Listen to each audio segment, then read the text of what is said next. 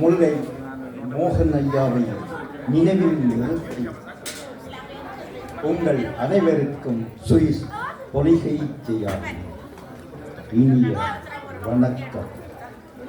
இன்று ஒரு மகிழ்வான 6:10 அகவையில் தம்பி ரவி மகிழ்ச்சி வாழ்த்துகிறேன்.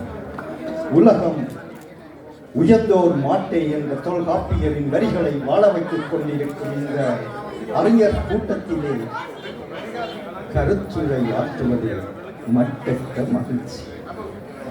இன்றைய கதாநாயகன் பற்றி நான் சிறு வாழ்த்து கவிதையும் சிறு இலக்கிய சாரல் சார்ந்த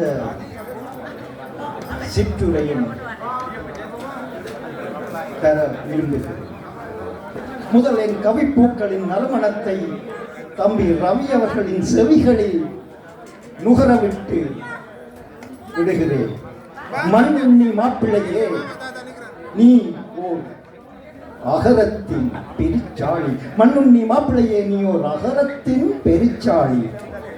உன் 6:10 அகவையில் உன்னை வாழ்த்துவதில் மனதுக்கு மகிழ்ச்சி.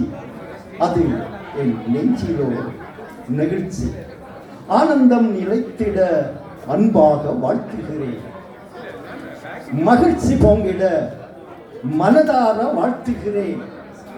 உன் வரைதல் சிறக்க சிறந்தாட்டி வாழ்த்துகிறேன். நீ நின் குடும்பம் நீடூடி வாழ அந்த ஆண்டவனை ஆராதிக்கிறேன். பெரியோர்களே, இனி இவரது செயலாக்க ஆளுமைகளை பற்றி ஒரு இலக்கிய சாரல் கருத்துரை. பெரியோர்களே, நாடாளும் மன்னனையும் மாசற கற்றோனையும் செய்தூக்கி மன்னனுக்கு தன் நாடன்றி வேறு இல்லை சிறப்பு. கற்றவர் சென்ற இடமெல்லாம் சிறப்பு என்பதற்கு ஒப்பாக இவரை முக்கியமாக கூறலாம். பெரியோர்களே, இந்த நாட்டிலே பலர் கல்வியாளர்களாகவும் ஊனியர் கற்றவர்களாகவும் 34 இலக்கியவாதிகளும் இங்கே உண்டு. அவர்களிலே முக்கியமாக நான் தம்பி ரவியை கூறி காட்டுகிறேன். பெரியோர்களே, இலங்கையிலே சரிநிகர் பத்திரிகை போன்று இவரது நேர்மையும் வெளிப்படைத்தன்மையும் என்னை மிக ஆழமாக கவர்ந்தது. சிறப்பு. பெரியோர்களே, கல்லுக்குள் ஈரம் உண்டு. இவர் எழுத்துக்களில் தமிழ் மணமும் சீர்திருத்தமும் உண்டு.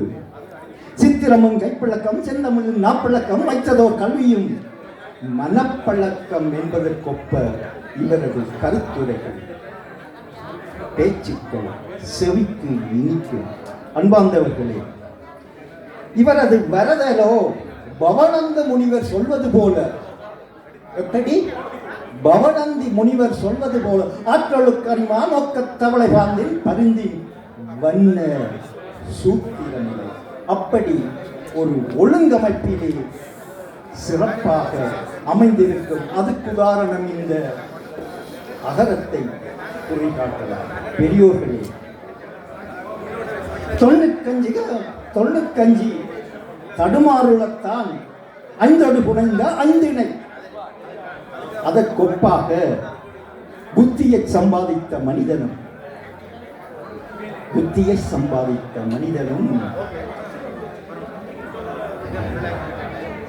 நற்பெயரை சம்பாதித்த மனிதனும் பாக்கியவாதி என வேதாகமம் கூறுகிறது. எனவே இவர் ஒரு பாக்கியவாதி. முடிக்கிறேன். தந்தை மகற்காட்டு முதவி அவதுக்கு முந்தியிருப்ப செயல் என்பதற்கொப்ப இன்றைய தம்பி ரவியின் 60 அகவையில் நாம் சுவிஸ் மானுடம் இலக்கிய வாசகர் வட்டத்தின் சார்பாகவும் என் சார்பாகவும் வாழ்த்துகிறேன், வணங்குகிறேன். இந்த சிறிய வாய்ப்பை தந்த ரவியை, அவரது குடும்பத்தை, வெற்றிமணி ஆசிரியர் அவர்களை பனைபோல் வாழ்த்தி அமர்கிறேன். நன்றி, வணக்கம்.